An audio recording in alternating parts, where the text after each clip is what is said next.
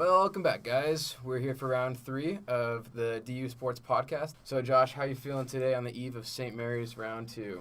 Yeah, I would say cautiously optimistic. The trip to Moraga is a big one, and it's a good chance for BYU to add to its resume. We can't forget that Pacific comes to the Merit Center on Saturday, so this week could be a great week for BYU basketball, or it could be pretty tough. That's a very good point.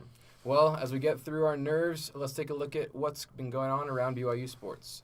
Number 18, women's gymnastics took down Southern Utah in front of a record crowd of 5,112 fans, 3,000 of which were local elementary school kids. The previous record of 4,753 attending had stood since 1999. They'll take on Air Force this Friday at 7 o'clock in the Smith Fieldhouse. The track and field team got a team victory last week over Wichita State, Colorado State, and Air Force.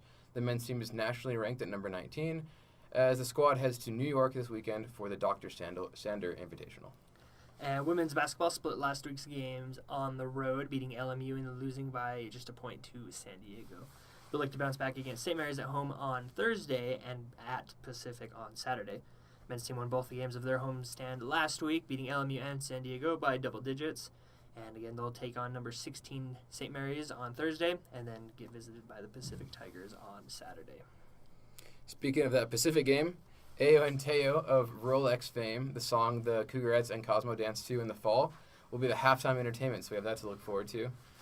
Number 5, men's volleyball swept Barton 2 nights in a row last week in the Smith Fieldhouse and will hit the road this week against number 6 UC Irvine. Also, the women's tennis team takes on Weber State Friday morning in the indoor tennis courts. Now, it's time to address the thing at the forefront of all our minds, Josh. BYU faces a now number 16 nationally ranked St. Mary's team Thursday in Moraga. First time this year that the Gales have been ranked. This is perhaps the biggest deciding factor in this basketball season, or the way this basketball season is going to go, both past the NCAA tournament, either through the tournament, a WCC tournament, or an at-large bid go through the Gales at this point. So how big is this game for BYU, Josh? Yeah, I would say on a scale from 1 to 10, I'd give it a 7. Okay. Yeah, it's important. It's a chance at a top 25 road win and revenge, obviously, for that overtime loss on December 30th.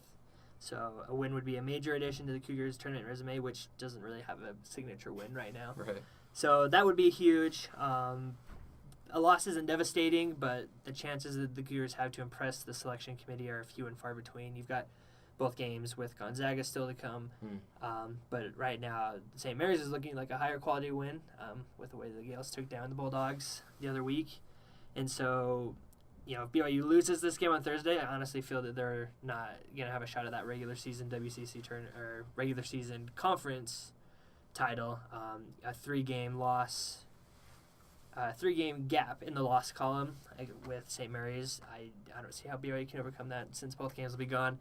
And Pacific is 1 game behind the Cougars. They've already played St. Mary's twice and Gonzaga once, which is their 3 losses in conference. So if they can come into Provo on Saturday and get a win, I don't want to imagine that right number now. 3 seed isn't even guaranteed right now. So start with Thursday. Got to go get a win in Moraga if you want to think about the tournament, the big dance come March.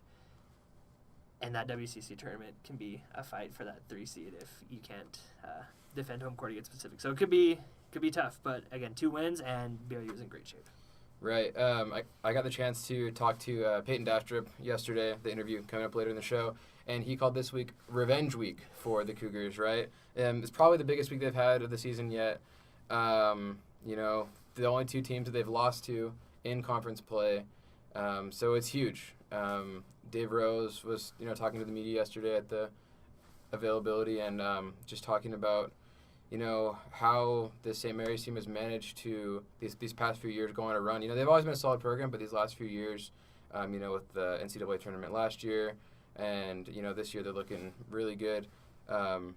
They're tough, and they've really become quite the national power. And he mentioned maybe there'll be a couple different matchup changes, some rotation changes with Dalton Nixon back in the mix.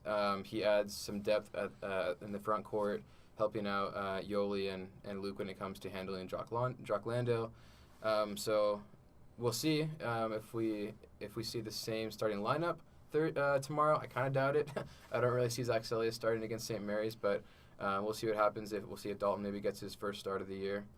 But yeah, I mean, coming into this week, I was so focused on St. Mary's that I kind of forgot that Pacific is also coming to Provo on Saturday. So it's going to be bigger than I originally thought, but, bigger than maybe a lot of people had anticipated looking at this week, maybe in the preseason or before we actually got into conference play. It turned out to be a pretty big matchup. So just going into maybe a couple other questions that are surrounding the team right now. TJ had a great week last week. He did. 24 points against San Diego. Looked like he was at the top of his game.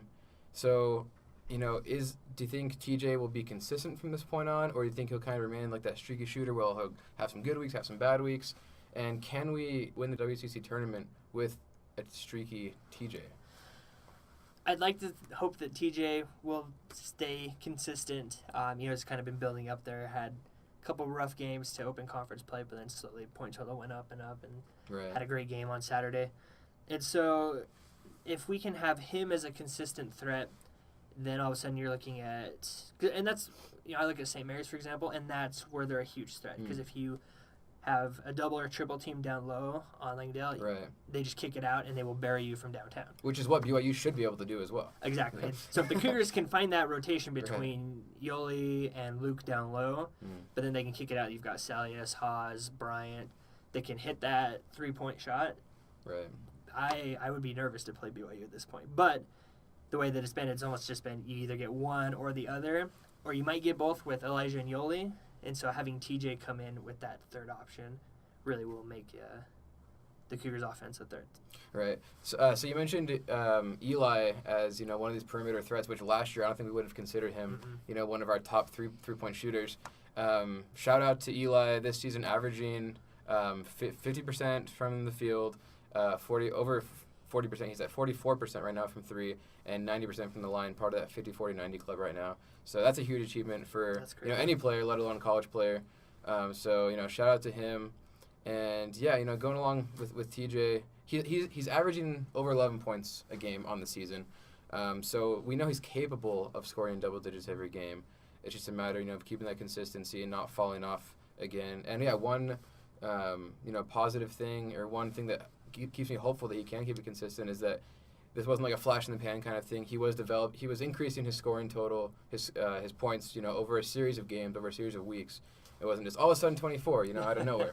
So that is good. And his overall game, he's averaging I think two steals over the past 4 games, shooting at 50% from three over the past 4 games as well. So he's been really great these past 2 weeks. So we look forward to TJ keeping that up. And then I mentioned Dalton Nixon a little bit. Hopefully he can be that X factor for us in this game tomorrow. But what do you think his return means in the context of this season and where BYU's at right now? I think that getting Nixon back is huge for BYU. He brings that extra hustle. Grabbed some key offensive rebounds last week. It just gives you that true sixth man that can come off the bench and immediately contribute. Can help if Yoli or Luke get into foul trouble. He can step in down low. If Salius is off, if Bryant and TJ are having a slower night, he can come in and hit those outside shots too. So I really think that he gives them the ability to kind of plug any gap that the team could have. Right. And so that flexibility is huge. And granted, as we saw for the first half of conference play here, with him out and injury can strike at any time, as we've seen, it's key that BYU stays healthy and that they can have that rotation where they can have multiple people step in, because you never know who's going to be on, who's going to be off every night. Definitely. Awesome. Well, next up we have our interview with BYU hype guy and 3-point percentage leader Payton Dastrup to discuss what's different about this year's team, what his role is, and how they're approaching a dominant St. Mary's team this week. All right, so here we are with Payton Dastrup, forward with the men's basketball team. So first off, Payton, what's kind of different or unique about this year's team compared to last year and maybe other teams that you played on in the past? I think our togetherness on defense is something that really stands out to me. We know how talented we are on offense, and as Ray Lewis, a former All-Pro linebacker, said, defense wins championships, and so that's something that's rung true with with us and the things that we've tried to do this season, we've been able to hold teams under their scoring averages almost every game. And when we do that, we're very successful, and we pull out the wins that have us at a 16-4 record. So we're very excited to get after it, and this is our revenge week. We're facing the two teams in conference that have beaten us, and so we're excited to get out there and give St. Mary's our best. And we know that they're going to play really hard, so we're just excited to be able to get another shot at them. Awesome. And what's kind of like your role in this team, do you feel, right now? And how have you been able to develop your game maybe to help this particular squad? I've just been focusing on making the right play, reading what the defense gives me, and being able to find open shooters. In a couple of past games, I've been able to take and make some threes, which is comfortable for me to do if it's open. Look for some high-low passes, seal down low, just play hard. And defensively, I've been trying to work on my ball screen defense and my ability to be able to guard on the perimeter and in the post. And so when I'm on top of my game, I feel like the team gets a whole lot better.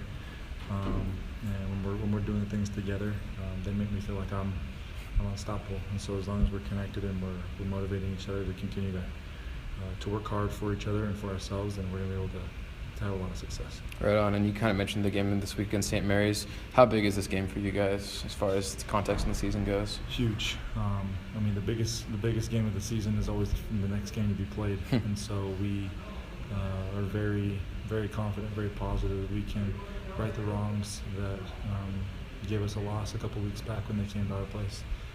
We know that they're going to give us our best shot, like I mentioned. But we strongly believe that we're the best team in this league.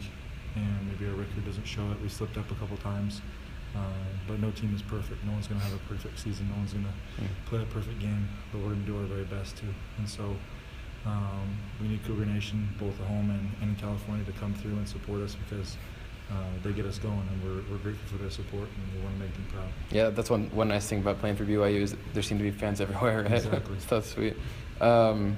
And, just with a team like St. Mary's, they can attack you from so many angles, so many ways, three-point line, down low with Jock. Mm-hmm. How do you approach a team like this?